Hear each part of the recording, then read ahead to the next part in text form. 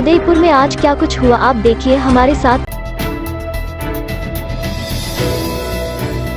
Udaipur court परिसर में मंगलवार को एक बड़ा हादसा टल गया जब अधिवक्ताओं के चैम्बर की छत से अचानक प्लास्टिक गिर गया।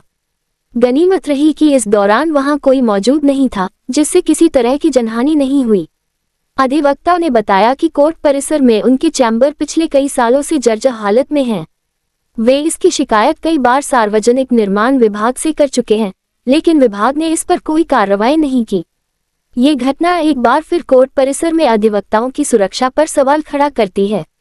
अधिवक्ताओं के चैम्बर इतने पुराने हो चुके हैं कि उनकी छतें और दीवारें जगह जगह से गिरने लगी हैं, जो किसी भी समय एक बड़े हादसे का कारण बन सकती हैं। अधिवक्ताओं ने प्रशासन से जल्द इस मामले में हस्तक्षेप करने और चैम्बरों की मरम्मत करवाने की मांग की है ताकि भविष्य में ऐसी घटनाओं को रोका जा सके।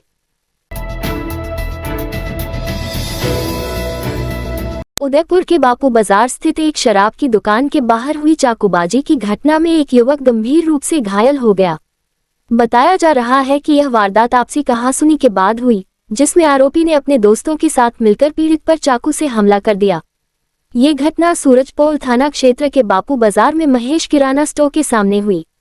भोपालवाड़ी निवासी विकास साहू देर रात शराब की दुकान के पास मौजूद था, तभी उसकी धान मंडी के रहने वाले कंकी नाम के व्यक्ति से किसी बात को लेकर बहस हो गई। बहस जल्द ही गाली गलौज और मारपीट में बदल गई। बताया जा रहा है कि मारपीट के दौरान कंकी ने अपने कुछ और दोस्तों को मौके पर बुला लिया। इसके बाद उन सभी ने मिलकर विकास पर चाकू से हमला कर दिया। हमले में विकास के हाथ पर गंभीर चोटें आईं। वारदात को अंजाम देने के बाद सभी आरोपी मौके से फरार हो गए। विकास को उसके दोस्त तुरंत महाराणा भूपाल अस्पताल ले गए, जहां उसका इलाज चल रहा है। घटना की जानकारी मिलते ही सूरजपोल थाना पुलिस मौके पर पहुंची और मामले की जांच शुरू कर दी है।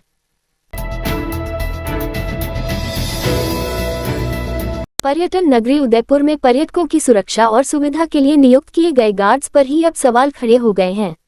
आधिकारिक गाइड्स ने आरोप लगाया है कि सहेलियों की बाड़ी में तैनात गार्ड्स लाइसेंस चेक करने के बहाने उनसे अवैध वसूली कर रहे हैं।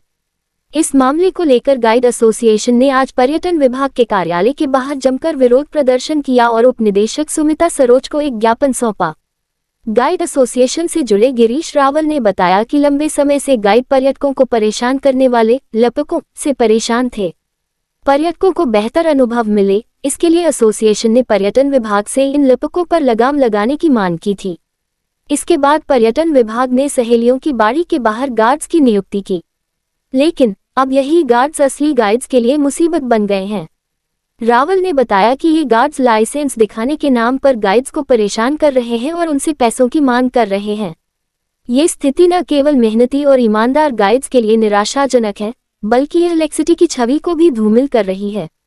जब आधिकारिक गाइड्स को ही इस तरह की परेशानियों का सामना करना पड़ेगा, तो वे पर्यटकों को कैसे बेहतर सेवा दे पाएंगे। प्रदर्शनकारी गाइड्स ने मांग की है कि ऐसे गार्ड्स के खिलाफ तुरंत सख्त कार्रवाई की जाए और उन्हें तत्काल प्रभाव से बर्खास्त किया जाए। उनका कहना है कि अगर इस तरह की अवैध गतिविधियां जारी रहीं, तो इससे पर्यटकों का भरोसा टूटेगा और उदयपुर की पर्यटन इंडस्ट्री को बड़ा नुकसान होगा। इस प्रदर्शन के दौरान गाइड एसोसिएशन के कई सदस्य मौजूद थे। उन्होंने अपनी आवाज बुलंद करते हुए प्रशासन से इस गंभीर मुद्दे पर तत्काल ध्यान देने की अपील की।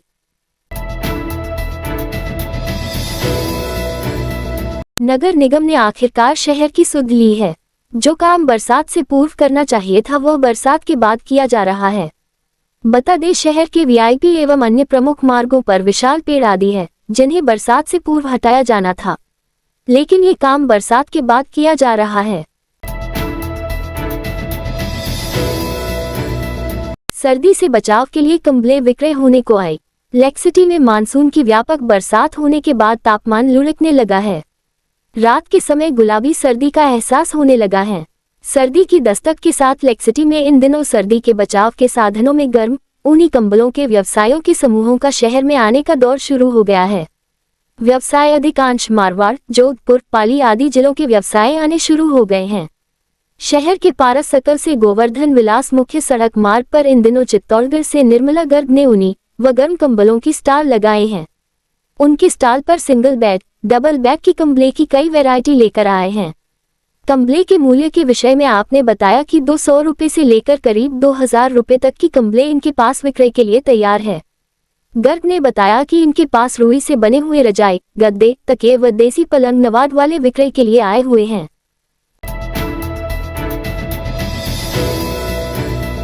कार से 16.25 किलो अफीम तस्करी केस में 2 साल से भी अधिक समय से फरार 20,000 के इनामी जोधपुर के भारतानियों की धानी एकलखोरी क्षेत्र निवासी जगदीश उर्फ जेडी खिलेरी विश्नोई को पुलिस ने गिरफ्तार कर लिया।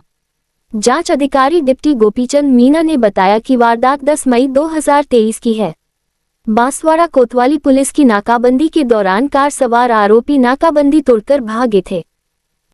इस रात की सुबह नहीं होती जब तक हाथ में उसकी गर्माहट नहीं होती। चाय का प्याला, अखबार साथ पुराना है, मिट्टी से जोड़ता है। खबरों की खुशबू से सारा घर महकता है। हर रंग में ढला कहानियों से किस्सों तक ले जाता है बेरोक टोक। देश के हर हिस्से तक ये हकीकत का आईना है। ख्वाबों को सच करके दिखाता है। दैनिक नवज्योति, आपके लिए, आपके साथ।